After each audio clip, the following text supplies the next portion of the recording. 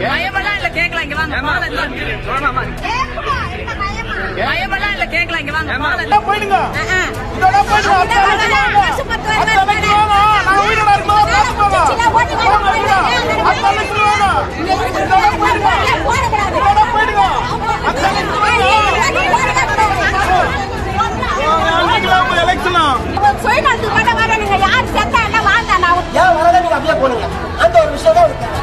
கண்டா வர சொல்லுங்க